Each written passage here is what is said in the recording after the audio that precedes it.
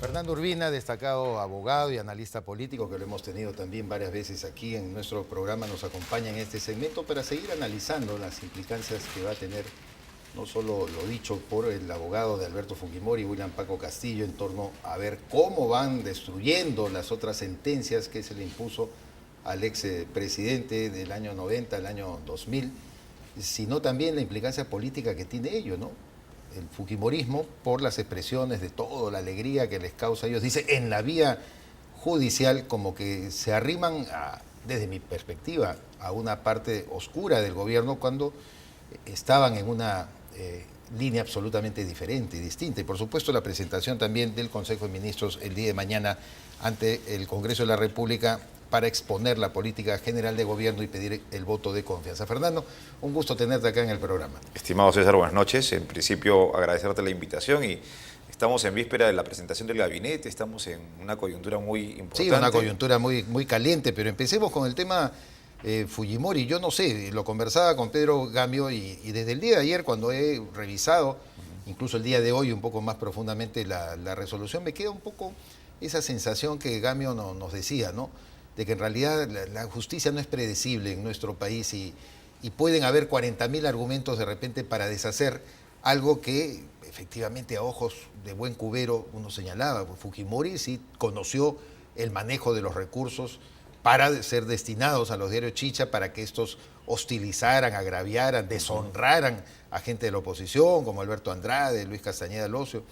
Y de repente viene la otra causa, es decir, no, ahora nos vamos por el tema de la CTS y mañana se irán sobre las... Ya al final Fujimori no hizo nada, era pues una santa paloma, como que no es creíble, ¿no? Bueno, acá yo veo dos aspectos. Veo un aspecto jurídico y un aspecto político y un aspecto del pasado y un aspecto del presente que hay que tomar en cuenta. Indudablemente que han habido fallos que han tenido un proceso, un debido proceso, y ahora estamos viendo un manejo político que se está dando en el Poder Judicial. Ahí yo creo que lo grave es nuestro Poder Judicial. El tema de fondo es lo grave que sigue está siendo el Poder Judicial. Sí, lo que dijo Pedro es muy cierto. O sea, la falta de predictibilidad te perjudica en el tema de inversiones, en el tema de planificar cualquier proceso. Mira, un proceso de desalojo, un proceso de familia, todo proceso se ve alterado por un tema de corrupción judicial. Entonces, yo siento que el tema ahí de fondo es nuestro Poder Judicial y yo parto de algo muy simple, mira, nosotros podemos apelar un fallo, vamos a la Corte Superior, nos dan se vuelve a equivocar la Corte Superior, pero la Corte Suprema debería tener una imagen como la tiene la Corte Suprema norteamericana, una imagen de liderazgo, una imagen de querer hacer justicia, una imagen donde el ciudadano sienta que hay esa posibilidad de enmendar los rumbos equivocados. Entonces, la Corte Suprema, en mi opinión, debería estar compuesta por gente que tenga, primero, una conducta totalmente democrática e intachable. ¿Qué significa eso? Que no hayan servido a gobiernos dictatoriales. O sea, ahí tenemos que hacer una purga que ha estado pendiente y hasta ahora no se ha hecho. Entonces, recuperar la autonomía del Poder Judicial es para mí la tarea, en este caso, para empezar a poner en orden el país. La ministra de Justicia, Marisol Pérez Tillo, ya se ha reunido con los titulares, tanto del Poder Judicial, el doctor Ticona, como con Pablo Sánchez del Ministerio Público, también con los miembros de la Academia de la Magistratura, porque ella quiere hacer participar a todos los actores del Consejo Nacional en la Magistratura, que también tiene una serie de cuestionamientos, y armonizar esa reforma. ¿Crees que de esa manera se conduce lo prometido el 28 de julio por PPK? Supuesto, hay que la reforma se hará de todas maneras con todos los actores como se pretende. Mira, yo tuve la suerte de hacer una pasantía en Chile, y en Chile la justicia está totalmente coordinada en sus diversos niveles. Un expediente penal está totalmente digitalizado. O sea, la justicia chilena nos lleva 10, 20 años. Es una decisión que tiene que tomar ya el país. Yo creo que la transparencia es aspecto importante, el diálogo entre instituciones. Ahora, nosotros ahí tenemos que ir centrando el tema de las reformas. Ese es el tema de fondo. O sea, tú tienes un tribunal constitucional que ha hecho un trabajo importante en aspectos jurídicos y sistemáticos. No hay contradicción en sus fallos en muchos aspectos. Claro, hay algunos que hay algunas contradicciones. Pero en el grueso ha puesto más orden en el derecho, obligando a la Corte Suprema a que haga plenos que han sido positivos. Hay un avance ahí. pero no es suficiente. Hay un La ministra desprestigio de muy Salud fuerte. ha protestado porque por una resolución del Tribunal Constitucional no se puede entregar la píldora al día siguiente gratuitamente, no se puede masificar.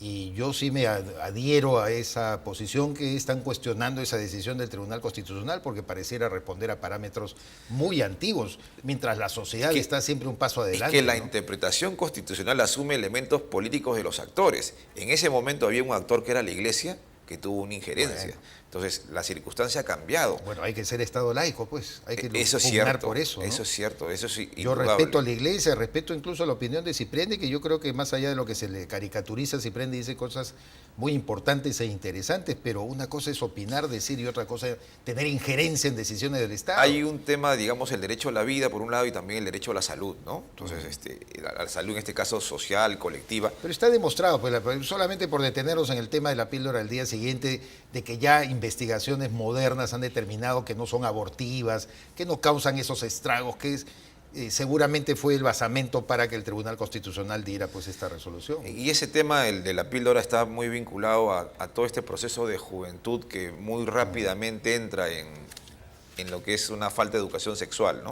¿Qué esperas de la presentación de Zabala Lombardi en su gabinete el día de mañana? Mira, tuvimos una presentación del presidente, un mensaje muy escueto, un mensaje donde puso 6 puntos, ¿no? Puso 6 ejes. Sí, 6 ejes, ¿no? Entonces, ha sido uno de los mensajes más escuetos que hemos tenido a nivel de nuestros presidentes. ¿Y a ti te ¿no? parece que ha debido ser más? A mí me ha maravillado. En lo personal creo que un presidente y un jefe de Estado debe tener una visión de país y es lo que nos tiene que vender. Es imposible estar resumiendo durante 2 horas o 3 horas especificaciones como lo hacían los anteriores presidentes, perdóname, y que a veces no se puede. Claro, son enfoques, ¿no? En mi opinión, o sea, yo siento que tenemos un presidente con preparación, que es lo importante, Claro. con una visión global del mundo, pero no ha cuajado los equipos suficientes. Y es producto justamente de la vorágine como ha llegado a la presidencia. Totalmente, eso sí es razonable. Esto es importante. Yo creo que está poniendo orden desde arriba. Sí. Entonces va a ser un proceso. Es un proceso difícil, largo, ¿no? Y en este proceso juega un rol muy importante el Congreso. Y a mí estoy viendo que hay, en estos nombramientos de presidentes de comisiones, veo una dinámica parlamentaria verdadera, cosa que no se vio en el anterior Congreso. En el anterior Congreso se veía mucho maltrato, mucha falta de tolerancia. Estoy viendo que hay diálogo. Eso es importante porque el Parlamento parlamenta, delibera, pone los problemas nacionales. Entonces, por ahí es importante de que, a pesar que hay una mayoría parlamentaria, esa mayoría sepa respetar y manejar las formas democráticas. Y aquí sí podría haber un nuevo manejo de un fujimorismo que tiene una oportunidad de hacer una reivindicación. Esto es lo interesante y el país lo necesita. El país necesita ahorita que se ponga un alto al coto de corrupción, que se ponga un alto a la falta de meritocracia. Mira, te voy a poner una institución en el Estado que la conozco muy bien, Registros Públicos. ¿Qué ocurrió en Registros Públicos? Registros Públicos, hay un tribunal registral, que es un tribunal importante, donde hay una especialización. Los registradores los han manejado a su antojo el gobierno, nombrándolos y designándolos. El gobierno saliente. El gobierno saliente ha dejado una serie de registradores que no tienen, que deberían ser, que tienen 2 elementos graves. O sea, una falta de preparación y un elemento de corrupción. Como nunca, uno va a una notaría, uno va a un estudio de abogados y te dicen, tengo este nexo, puedo bajar dinero, puedo cambiar plata.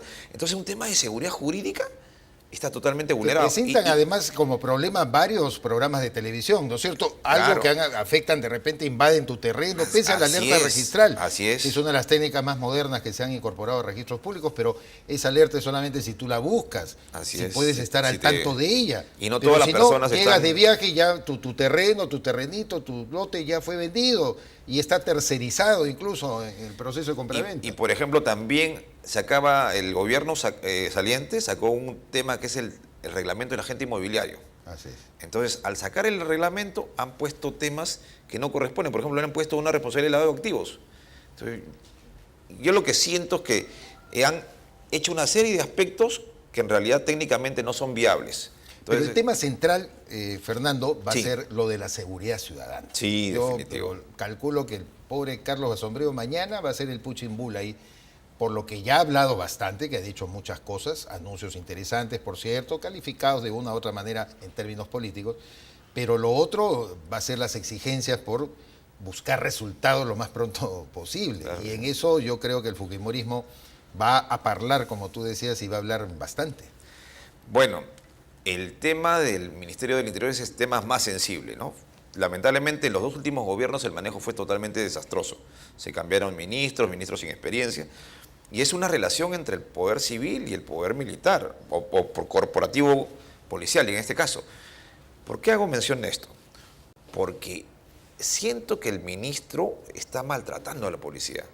La reforma que él quiere iniciar en la policía la ha anunciado antes de asumir el gobierno. Gran error. No ha debido hacer eso. ¿Te refieres al descabezamiento? Al descabezamiento. O sea, Cantidad de generales. Todos sabemos que se han inflado de generales y que hay generales de escritorio. Hay generales que tienen enfermedades todavía. O sea, que no tienen la capacidad de liderar. Sabemos eso. Pero no debe hacerse una reforma de esa forma donde amenazas a toda la policía. No. Bueno. Sobre todo porque tenemos que regresar a la meritocracia policial. Regresar a la meritocracia policial implica, en mi opinión, buscar a los mejores coroneles y comandantes para ascenderlos.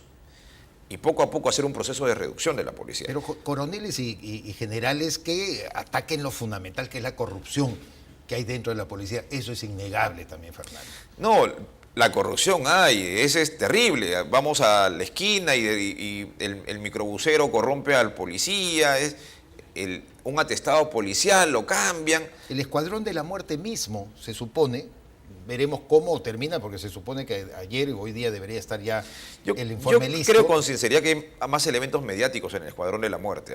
El viceministro Ricardo Valdés ha hablado de un centenar de oficiales. Eso es absurdo. Que está metido. Es ¿Tú crees que eso es absurdo? Totalmente absurdo. Es imposible que haya un escuadrón de 100 personas, o sea, un cuerpo dentro de la policía. No, es imposible. Este comandante imputado, Prado Ramírez, ha Ese señalado... comandante sí creo que es responsable de una serie de actos que hay que investigar a profundidad. Pero es un hombre de inteligencia, es un hombre que solamente verificaba sobre el campo y no tomaba las determinaciones. Por ejemplo, se le ha dicho, y se le imputa, Jenny Vilcatoma lo ha señalado, de cambiar de fiscales, ¿no?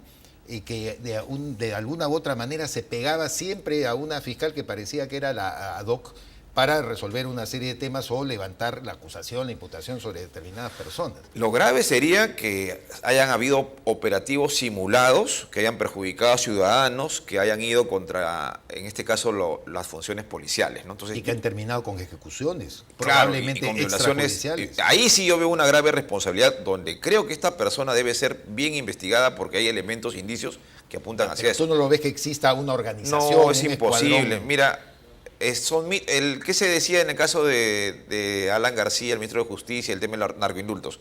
Que había una organización criminal con Facundo a la cabeza, ¿no? Y ahora ha salido que solo es una responsabilidad de uno o dos. Debe haber una responsabilidad en los medios. No la veo. Mira, el caso ahorita del congresista Lucio Ávila, que lo acaban de atacar. Es absurdo. Lucio Ávila es uno de los mejores rectores que ha tenido el Perú. En la universidad. ¿Pero plagió o no plagió? No, no plagió, porque son elementos circunstanciales vinculados a la parte descriptiva. Bueno, el caso César Acuña pues nos ha dejado a todos claro, también. Hay un tema de sensibilidad. Como gatos así mojados, ¿no? Caramba, si el dueño de una de las, y un aspirante a la presidencia, un ex gobernador de una región, ex alcalde de Trujillo que desplaza a Lapra después de 60 años de controlar, ¿no es cierto?, una plaza tan importante, caramba, había terminado plagiando a su profesor Otoniel Alvarado Yarse con un libro completo y poniendo eso nos ha traumado. Lo peor ¿Cómo no vamos a estar sensibilizados también sobre el tema? Yo pienso que él pudo haber ganado la presidencia si seguía en carrera, a pesar de todo. Imagínate, hubiera sido una vacancia por incapacidad moral, ¿no? Impresionante, ¿no? Pero esas cosas no pueden pasar en el país. Entonces tú dices que este congresista es intachable. Congresista, como toda persona debe tener sus cosas buenas y cosas malas, pero yo veo que es una persona que estudió en Estados Unidos, número uno. Tiene una formación en economía. Acuña estudió en la Complutense, por favor. Se ha ido bueno, ya. Pero tiene una ejecución limpia en el gasto público de una universidad pública, donde es la primera del país. ¿Y por qué hago presente esto? Porque el general Mora lo ha mandado a investigar, no de ahora, de antes. Han habido 5 auditorías en esa universidad, todo impecable. Entonces, no han podido por ahí. ¿Por qué el general Mora lo ataca? Por el tema de la ley universitaria. Sí, por supuesto, claro. Hay que transparentar, César. O sea, en el país tenemos esa mala política. Por lo bajo estamos golpeando. Me parece incorrecto. Y sí me alegra que hayan comisiones en el Congreso que tengan más dinamismo. Esta joven congresista Indira Vilca, hija de un gran dirigente. Indira Vilca, hija de un gran dirigente como fue Pedro Vilca, ha tenido muy buen manejo, se le ve con mucho aplomo. No, que son además operadoras políticas de Polendas, Marisa Glave, ella, el propio Manuel Dagmer, Horacio Ceballos Jenny Jr., ¿no? Vilcapom Sí. la veo muy bien en Estamos, fiscalización, sí, con sí, sí. cuajada, con muchas ganas. Yo he consultado a los congresistas antiguos, puedo tomar el nombre de Víctor Andrés García Belaúnde, considera que este Congreso es mucho mejor que el anterior. Marielena, incluso. sí, justamente ese era un poco el mensaje que quería aflorar. O sea, yo creo que van a haber cosas positivas en este Congreso. Veo más capacidad deliberativa. Por ejemplo, está Marielena Foronda, que está en la Comisión de Pueblos, ella es una ambientalista de Chimbote. Está, bueno, el mismo rector de la universidad, ex rector de la Universidad Nacional de Puno, ¿no? La señora Lucio Ávila. Foronda le escuché una defensa del chavismo. ¡Oh! Bueno, a veces tienen ese sesgo que realmente hay impresionante, que hacerlos ¿no? corregir poco a poco, ¿no? No, ese para mí la sepultura política, digo, de ellos, ese es su problema. Bueno, Puede haber gente inteligente, interesante, ¿no? Pero la argumentación, por Dios, sacar cartas debajo lamentablemente de la manga. el tema económico, de la dependencia económica que metió pues. Chávez. Yo me acuerdo cuando iba a universidades de provincia, veía cómo hacían su activismo en cosas increíbles. O sea, Chávez ha metido 10 años de dinero en el país. Pero era la táctica cubana cuando estaban respaldados por la Unión Soviética en los 60. Claro. ¿No? Ahora constituyeron el grupo de Alba, pues, y daban incluso salud aparente, educación. Se iban en carros así, en camionetas de 4x4. Le cambias la careta y sabes que tiene un trasfondo ideológico y de penetración ideológica en los países. Eso es lo que han hecho con el chavismo y tendríamos mucho que hablar. Pero Fernando, me alegra mucho tu presencia acá, te agradezco el análisis. No, al contrario. Y esperemos más bien conversar luego la presentación del Gabinete Zavala el día de mañana ante el Parlamento y esperar, bueno... Que va a marcar una relación entre el gobierno y el Parlamento. Lo de mañana es muy importante. Ahí vamos a ver el país. Yo pienso que se juega mañana una carta importante. Además es el primer debate en la que vamos a visualizar a todos estos personajes que tú dices, ¿no? La congresista Foronda, Marisa Glave, a Indira Wilca, a los nuevos también que han surgido, a Miki Torres, a Jenny Vilcatoma. Esperemos. Muchas gracias, Fernando. Gracias. Te esperamos en una próxima oportunidad con nosotros, amigos. Será hasta el día de mañana a las 11 de la noche en Palabra Libre. Muchísimas gracias.